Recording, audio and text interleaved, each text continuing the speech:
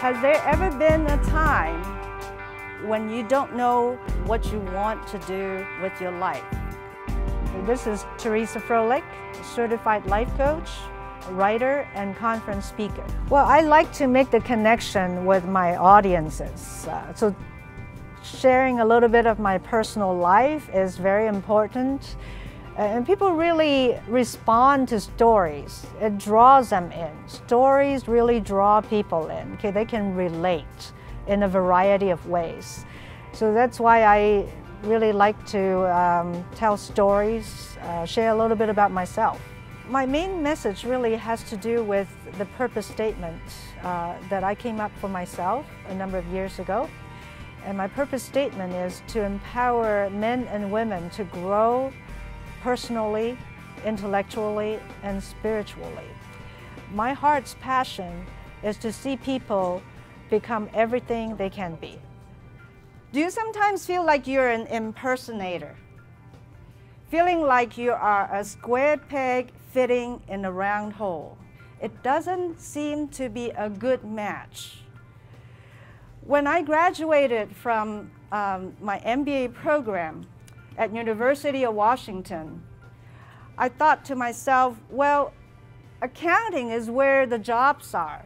So I'm going to go into accounting. And I went into accounting, working for one of the largest corporations in Canada. But I hated every day. I hated every day of my life during those 3 years. As soon as I became certified, I quit. And that was the best decision I've ever made. Many corporate hiring managers put people in jobs that are not a good match. And they're like square pegs in a round hole. They would hire people who really don't want to work with people to be receptionists, for instance.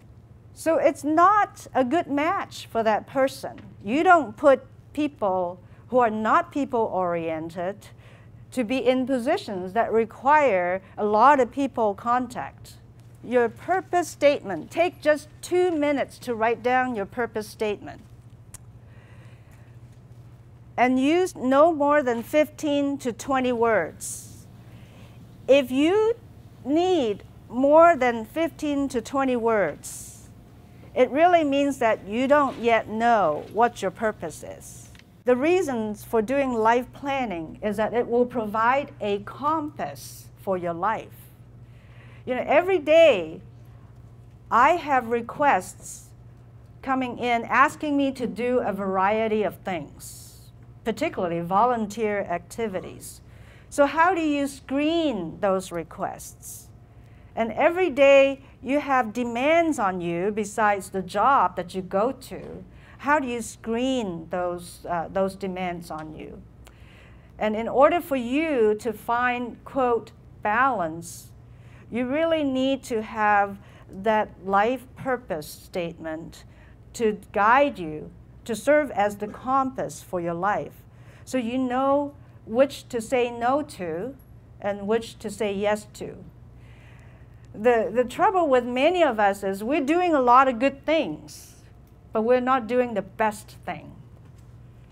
You know, we may be busy going here and there, doing a lot of good things, but we're not focused on the one best thing that we're called to do, that we are created to do, and that's a good match for us.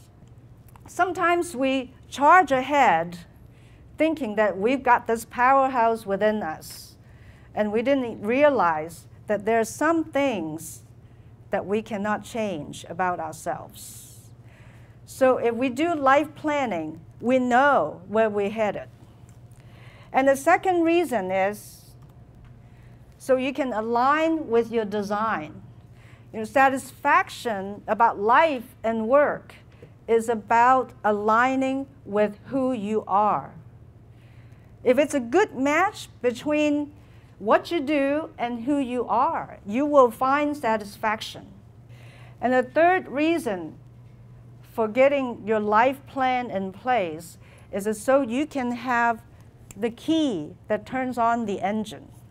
How many of you feel like you don't want to get up on a Monday morning to get to work? If you're honest, the passion that you really need in order to get you going on a Monday morning, the passion is not there. And maybe at one time it was a good match, but you personally have changed. Your life station has changed. And it's no longer a good match because the needs are different. So you need to be looking at that. Now, I left business school, got into accounting, and I quickly recognized that accounting was not a good match for me. Several years ago, I became an empty nester. And I had to ask the question, what am I going to be when I grow up? Interesting enough, when I start asking people, do you ever ask the question, where am I going in life? I would say 90% of the time, they said, I ask myself that question all the time. So it's not the question that only high school and college graduates ask, but it's a question that we ask all the time because there is something deep inside that tells us, I'm not where I'm supposed to be, I'm not where I need to be, or I'm not where I want to be. And sometimes it's simply because you have dreams that you're suppressing, and you're not allowing yourself to pursue those dreams. And that would be a good reason to figure out a life plan. So what do we have to plan for? Generally, there are 8 areas of our lives that we need to pay attention to. And this diagram is listed on that handout that I gave you. And the areas include the physical health, your social life, your family relationships, your social relationships, like your friends or other people that you hang out with in your neighborhood and church, etc. And then there's also your spiritual life and your work or career or job and your financial situation, your mental wellness, as well as your personal life. Most people would ask, what is personal? Personal area has to do with how you relate to yourself. What's your level of self-esteem? Your sense of self-worth? Do you do a lot of negative self-talk? Do you tell yourself, I don't know how, I don't know if I could really do this, there are all these obstacles, how am I going to get it done? Do you do that kind of negative self-talk a lot? That's your relationship to yourself. The other thing about personal area is how you take care of yourself. So what I'm going to ask you to do now is to take that diagram and start with the center. If you would take a pen or pencil, start at the center and do a coloring exercise. Ask yourself, on a scale of 1 to 10, how satisfied am I with this area of my life? To figure out what your life plan is, you really need to know your shape. Okay, this is an acronym for the different areas. The first one is your strengths. Some of you had gone to the one on leveraging your strengths based on the book Strengths Finder. Corporations are now recognizing that it is much more productive to figure out what the strengths of the employees are and try to maximize or optimize their strengths rather than handing them a job description that is already made up, which may or may not match what you're good at. So knowing your strengths is your important step. And knowing your heart is your heart's passion. What do you get excited about? A fairly well-known writer by the name Frederick Buechner said it very well. He said that your calling really is the place where your heart's passion intersects with the greatest need of the world. As we discovered earlier, that many of you see that you have a place and a position and a purpose in the world. And the third thing is abilities.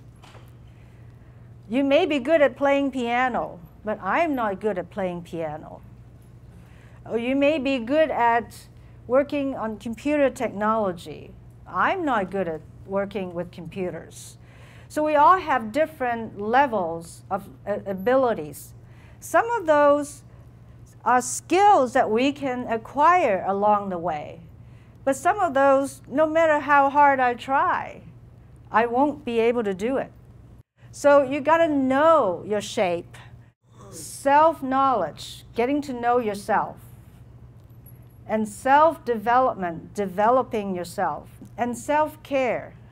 Amazingly, self-care does not seem to be on our mind most of the time. We think that we can drive our bodies to the ground.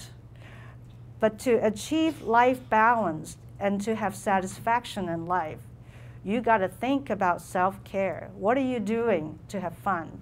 What are you doing to stay healthy? All of those things are important.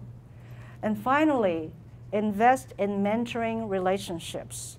I would encourage you to not only find mentors for yourself, but be on the lookout for other people that you can mentor. You got to be really honest with yourself, honest with who you are, and say what you're feeling, what you want, what you dream about.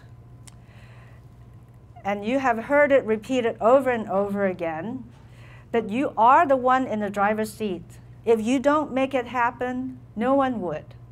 So you're going to be the one who's going to have to make it happen.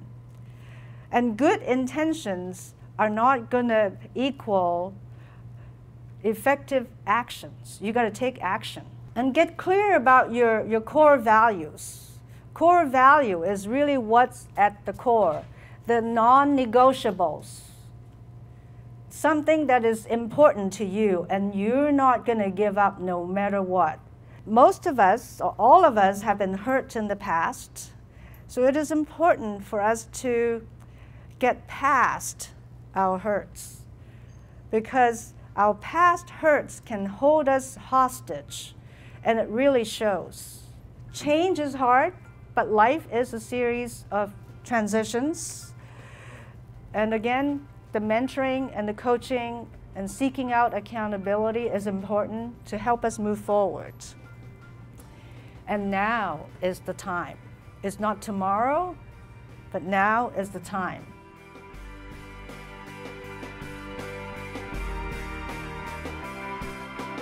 The purpose statement, I like the fact that Theresa said it's a guiding compass. I think it was an interesting viewpoint on your personal life and how do you define it. Overall, it gave me a lot of insight into who I am and where I want to go, and also kind of helped me think about where I am right now in this stage in life.